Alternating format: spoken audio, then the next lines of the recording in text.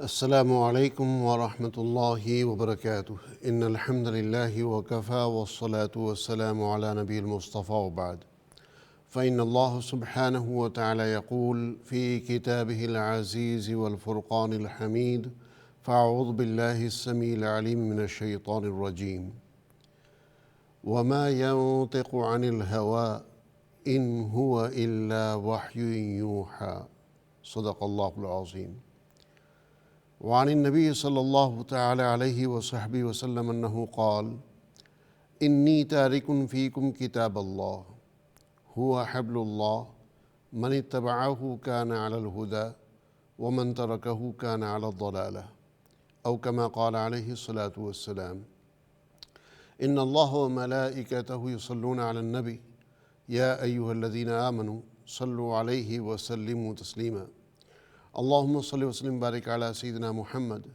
وعلی آلہ واصحابہ وازواجہ وذریاتہ واہل بیتہ وخلفائہ ومن تبعہم بإحسان الی یوم الدین رضوان اللہ تعالی علیہم اجمعین۔ ناظرین اکرام، میں قاسم رشید احمد آپ کی خدمت میں حاضر ہوں آج کا یہ تفسیر اظہار القرآن کا پروگرام لے کر کے۔ امید کرتا ہوں کہ آج کے اس پروگرام کے ذریعے سے ہمارے لیے قرآن کی چند آیات کو پڑھنا، سیکھنا، سمجھنا، اس کے تراجم اور معانی کو جاننا اور اس کے اوپر عمل کرنا آسان ہو جائے گا۔ اللہ سبحانہ و تعالیٰ آج کے اس پروگرام کے ذریعے سے ہمارے اور آپ کے لیے خیر و برکت، رشد و ہدایت کے راستے ہموار فرمائے، آمین۔ ناظرین کرام، جو آیت میں نے آپ کے سامنے پڑھی ہے اور جو حدیث بیان کی ہے تو اس کا تھوڑا سا خلاصہ بیان کر دیتا ہوں، پھر ہم چلتے ہیں آج کے سبق کی طرف۔ قرآن کریم میں اللہ سبحانہ وتعالیٰ فرماتے ہیں قرآن کے بارے میں اور حضور اکرم صلی اللہ علیہ وسلم کے بارے میں وَمَا يَنطِقُ عَنِ الْهَوَىٰ، کہ حضور صلی اللہ علیہ وسلم جو ہیں وہ اپنی خواہشات اور اپنی چاہت کے مطابق نہیں بولتے ہیں، اپنی مرضی سے نہیں بولتے، جو ہے اس کا خلاصہ یہ ہے کہ اپنی چاہت کے مطابق نہیں بولتے، اپنی چاہت سے نہیں بولتے، مطلب یہ کہ اپنی مرضی سے نہیں بولتے ہیں۔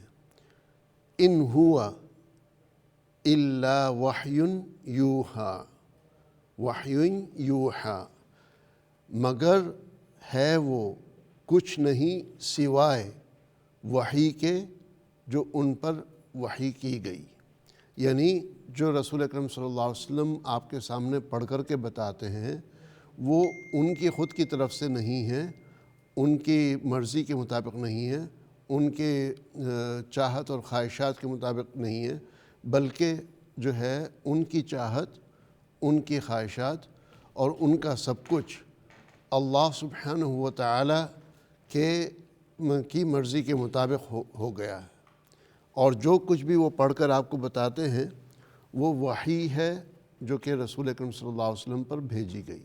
ان ہوا الا وحی یوحی علمہ شدید القویٰ۔ خیر، جو ہے حدیث کی طرف آتے ہیں۔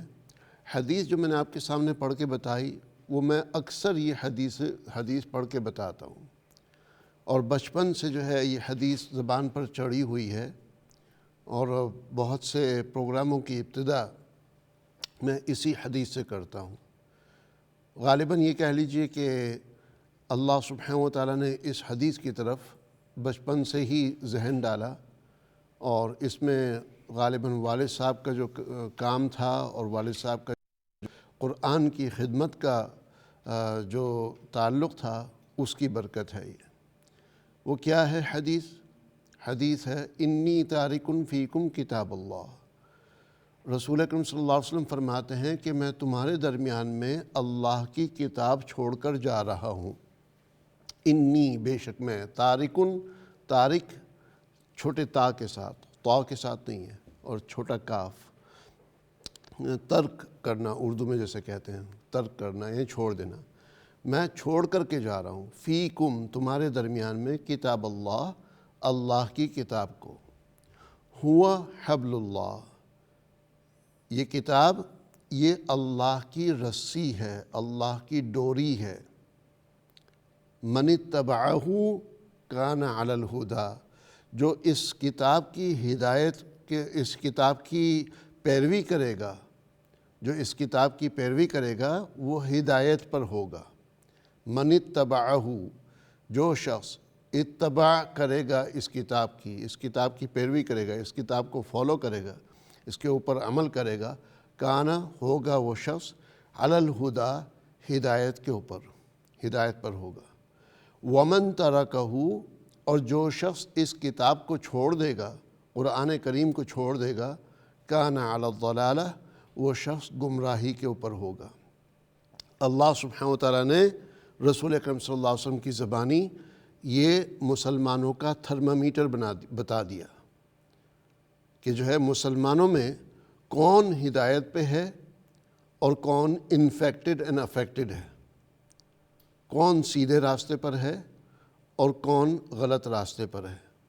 جو شخص قرآن کو پکڑ لے گا، قرآن اللہ کی رسی ہے، اس کو مضبوطی سے تھام لے گا، جو ہے وہ ہدایت پر ہے۔ اور جو قرآن کو چھوڑ کر کے کوئی اور راستہ اختیار کرے گا یا قرآن کو اگنور کرے گا، جو ہے تو وہ شخص گمراہی پر ہوگا۔ اب قرآن کی جو ہے باتوں کو ہم اسی وقت تو سمجھ پائیں گے جب اس کے تراجم، اس کے معانی ہمیں پتہ ہوں گے۔ اسی سلسلے کی ایک کڑی ہے یہ پروگرام تفسیر اظہار القرآن، جو آپ کے سامنے پیش کیا جاتا ہے۔ اس تفسیر کے پیچھے 50 سال سے اوپر کی محنت ہے۔ میں یہ نہیں کہتا ہوں کہ میری عمر اتنی ہے، میری عمر سے زیادہ کی جو ہے اس کے اوپر محنت ہے، چونکہ میری پیدائش سے بھی پہلے سے والد صاحب اس تفسیر کے اوپر کام کر رہے تھے، بلکہ میری پیدائش سے یہ کہہ لیجئے کئی سال پہلے سے جو ہے۔ تو ماشاءاللہ جو ہے بلکہ 50 کے یہ کہہ لیجئے 55 سال سے بھی اوپر کی محنت اس تفسیر کے اوپر ہے الحمدللہ، اور وہ محنت کا خلاصہ اس پروگرام کے ذریعے آپ کی خدمت میں پیش کیا جاتا ہے۔ پچھلے ہفتے جو ہم نے آیت آپ کے سامنے کور کی تھی وہ آیت نمبر تھی 102، کافی مشکل آیت تھی۔ آج اس کا ترجمہ کر لیتے ہیں اور اس کے بعد دو آیتیں اور کمپلیٹ کر لیتے ہیں، اور انشاءاللہ پھر جو ہے اگلی پروگرام کے حوالے سے ہم اعلان کریں گے۔ وَاتَّبَعُوا جو ہے، اعوذ باللہ من الشیطان الرجیم، بسم اللہ الرحمن الرحیم۔ وَاتَّبَعُوا، اور اتباع کرو تم، پیروی کرو تم، اور وَاتَّبَعُوا، اور پیروی کی انہوں نے، جو ہے اتبعوا اگر ہوگا تاکہ نیچے کسرہ ہوگا تو اس کے وہ حکم کے معنی میں ہو جائے گا کہ اتباع کرو تم، اور اتبعوا جو ہے وہ ماضی کا صیغہ ہو جائے گا کہ انہوں نے اتباع کی، پیروی کی۔ کس چیز کی اتباع کی؟ ما، اس کی، تتلو الشیاطین، جو پڑھتے تھے شیاطین، علی ملک سلیمان، سلیمان علیہ السلام کی بادشاہی میں، یعنی سلیمان علیہ السلام کے دور میں۔ تو سلیمان علیہ السلام کے دور کی بات ہو رہی ہے، یعنی قرآن نے اس آیت سے پہلے جو ہے مؤمنوں کا تذکرہ کیا سورہ بقرہ کی ابتدا میں، اس کے بعد جو ہے منافقین کا تذکرہ کیا، کافرین کا تذکرہ کیا، اور اس کے بعد پھر جو ہے بنی اسرائیل کا تذکرہ آیا، ابراہیم علیہ السلام، یعقوب علیہ السلام کے دور کا تذکرہ آیا، اور اب جو ہے سلیمان علیہ السلام کے دور کا تذکرہ آ رہا ہے۔ تو علی ملک سلیمان، کہ انہوں نے اتباع کی اس کی جو پڑھتے تھے شیاطین، یعنی شیطان جو ان کو بتاتے تھے، شیطان کی تعلیمات کی اتباع کی۔ کس وقت کی بات ہو رہی ہے؟ سلیمان علیہ السلام کی بادشاہی میں، یعنی سلیمان علیہ السلام کے دور میں۔ وما کفر سلیمان، جو باتیں یہ شیاطین نے بتائی ہیں یہ سلیمان علیہ السلام کی طرف سے نہیں تھیں، سلیمان علیہ السلام نے کفر نہیں کیا، ولیکن الشیاطین کفروا، لیکن شیاطین جو ہے انہوں نے کفر کیا ہے۔ یعلمون الناس السحر، وہ سکھلاتے ہیں لوگوں کو جادو، وہ لوگوں کو جادو سکھلاتے ہیں۔ اب جو ہے یہ دیکھ لیجئے کہ جادو سیکھنا اور سکھانا، اس عمل کو جو ہے قرآن نے ڈسکریج کیا ہے، اور جو ہے شیطان جو ہے وہ غلط سلط باتیں سکھاتے تھے اور جادو سکھاتے تھے جو ہے لوگوں کو، اور لوگ جو ہے پھر اس کی وجہ سے غلط کاموں پر عمل کرتے تھے، جس کی وجہ سے جو ہے ان کو یہ کہا گیا کہ جو ہے شیاطین نے کفر کیا ہے، یعلمون الناس السحر، وہ لوگوں کو جادو سکھاتے تھے۔ جن علماء نے یہ کہا ہے کہ جادو سیکھنا منع ہے، جادو سیکھنے کی ممانعت ہے، جادو سیکھنا کوئی علم حاصل کرنا نہیں ہے، جو ہے جیسے میں نے پچھلے پروگرام میں جو ہے اوپینین بتا دی تھی کہ جو ہے علم حاصل کرنا ہوتا ہے جو ہے نالج از نالج، چاہے وہ جادو کا علم بھی کوئی سیکھے، اگرچہ اس کے اوپر عمل کرنا حرام ہے، لیکن اس کا سیکھنا جو ہے اس پر کوئی حرج نہیں ہے۔ لیکن بعض علماء کہتے ہیں کہ جادو کا عمل سیکھنے کی اجازت نہیں ہے، اس کی اجازت نہیں ہے، اور اس کی دلیل میں وہ لوگ یہ کہتے ہیں کہ شیاطین نے جو ہے جو جادو کی باتیں بتائیں، جو جادو کے عمل بتائے اس وقت کے لوگوں کو، قرآن یہ کہہ رہا ہے کہ انہوں نے یہ بتا کر کے کفر کیا، وَلَكِنَّ الشَّيَاطِينَ كَفَرُوا، کہ شیاطین نے کفر کیا، يُعَلِّمُونَ النَّاسَ السِّحْرَ، وہ سکھلاتے ہیں لوگوں کو جادو۔ تو کفر کو شیاطین اور جادو عمل کے ساتھ جو ہے لنک کیا ہے، اس لیے جو ہے بعض علماء کی دلیل یہ ہے کہ جادو کو سیکھنا جو ہے وہ بھی الاؤڈ نہیں ہے، وہ بھی جائز نہیں ہے، بلکہ کوئی اگر اس کی طرف جاتا ہے تو وہ حرام اور کفر کے درجے میں آ جاتا ہے۔ دوسری طرف جو ہے یہ بھی ہے کہ بھئی ہاروت اور ماروت دو فرشتے آئے تھے جو ہے، اور وہ دو فرشتوں کے ذریعے جو ہے بہت سے لوگوں کے درمیان بعض باتیں پہنچی ہیں، اور فرشتے جو ہے صاف کہتے تھے کہ انما نحن فتنۃ، ہم جو ہے ایک فتنہ ہے، ایک آزمائش ہے، فلا تکفر، لہذا کفر نہ کرنا۔ تو اس سے پتہ چلتا ہے کہ جادو سیکھنے کی طرف کفر کی نسبت نہیں کی، بلکہ وہ جو سیکھ رہے ہیں اس کا غلط استعمال، اس کے اوپر عمل کرنے کی وجہ سے جو ہے کفر ہو جاتا ہے۔ لہٰذا آج آپ کے سامنے یہ کلیریفیکیشن آ گئی کہ کوئی شخص اگر جادو کے ذریعے سے کوئی کام کرتا ہے تو there is no doubt about it کہ وہ کفریہ کام کر رہا ہے۔ تو جادو کا سیکھنا وہ جو ہے بعض کے حساب سے صحیح ہے، بعض کے حساب سے غلط ہے، as long as اس پر عمل نہ کیا جائے۔ لیکن جو ہے کوئی شخص اگر ایسے شخص کے پاس جاتا ہے جو جادو کے ذریعے سے کوئی حرکت، کوئی کام کرتا ہے، جادو کے ذریعے سے کسی اور کو جو ہے نقصان پہنچانے کے لیے یا کسی کو کنٹرول کرنے کے لیے یا کچھ بھی ہے، اس کام کے اوپر جو عمل کرتا ہے وہ کفر ہے۔ یہ آیت جو ہے صاف اس بات کی وضاحت کر رہی ہے۔ دیکھیں اس دور کے اندر جو ہے یہ سلسلہ کوئی کم نہیں ہے، یہ سلسلہ جو ہے یہ دنیا کی تاریخ کا سلسلہ چلتا رہا ہے۔ جتنا سخت دور اس کے حوالے سے، جادو کے حوالے سے جو ہے اس وقت سمجھ لیجئے کہ ہے، اتنا شاید ہی کبھی ہوا ہو، اور اس میں اضافہ ہوتا رہے گا۔ اور جادو کے معاملے میں تقریباً ہر مذہب کے لوگ جو ہے اتنے ہی مجرم ہیں، ہر مذہب کے لوگ۔ جادو جو ہے یہ بلیک میجک، یہ ہماری ایک کامن پرابلم ہے اس پلانٹ کی، اس دنیا کی۔ یہ جادو جو ہے یہ وہ کام ہے کہ جس سے کسی کا کوئی فائدہ نہیں ہوتا ہے اور سامنے والے کو نقصان ہوتا ہے۔ جادو کرنے والا یا کروانے والا، اس کی مثال ایسی ہے جیسا کہ سانپ جب کسی کو ڈستا ہے تو وہ سانپ کو کوئی فائدہ نہیں ہوتا اس کے ڈسنے سے، لیکن جس کو ڈس رہا ہے اس کو کی جان خطرے میں پڑ جاتی ہے۔ تو آج جو ہے میں تفسیر کے ساتھ ساتھ جو ہے جادو کے عنوان کے اوپر تھوڑی بات کرنا چاہتا ہوں، اور موقع ملا تو آگے پھر ایک دو آیتیں کور کریں گے، ورنہ پھر دیکھتے ہیں۔ جادو کے معاملے میں ناظرین کرام، ہمارے لوگ جو ہے وہ خصوصاً جو خواتین ہیں، اور خواتین میں بھی جو ہے پہلے یہ تھا کہ بڑی عمر کی خواتین، اور اب جو ہے اللہ معاف فرمائے ایون نوجوان خواتین، ہماری نوجوان بہنیں، بچیاں وغیرہ، وہ بھی اس چیز کا شکار ہیں، اور وہ بھی جو ہے لوگوں کے پاس جا کر کے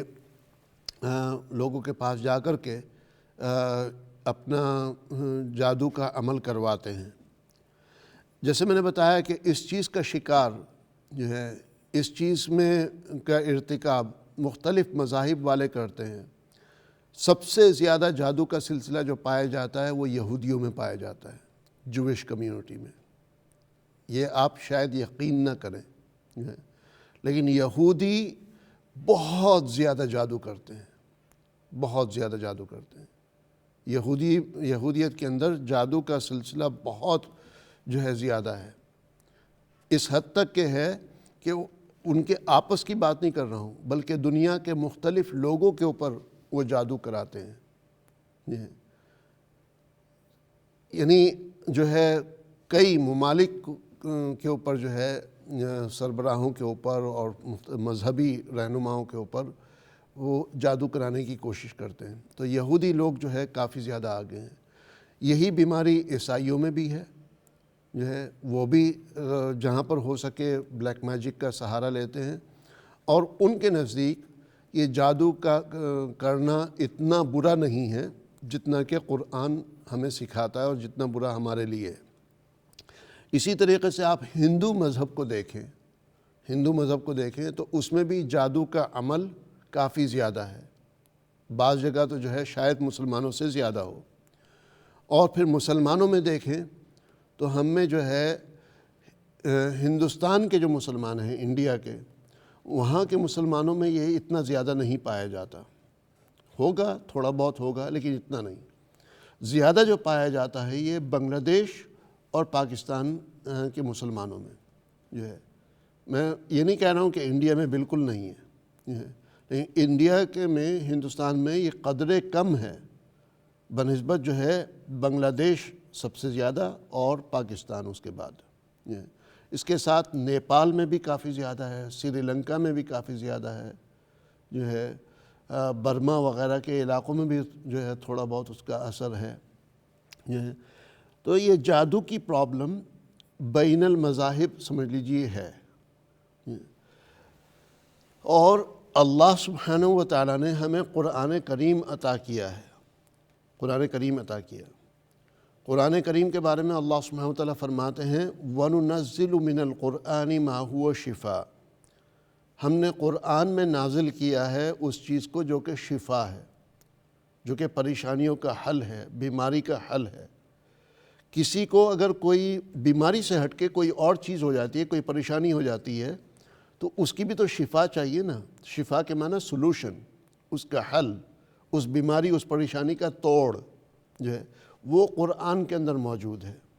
قرآن کریم میں اللہ سبحانہ وتعالیٰ ایک اور جگہ فرماتے ہیں وَشِفَاءٌ لِمَا فِي الصُّدُورِ، اس کے اندر ان بیماریوں کی بھی شفا ہے جو سینوں کے اندر ہے۔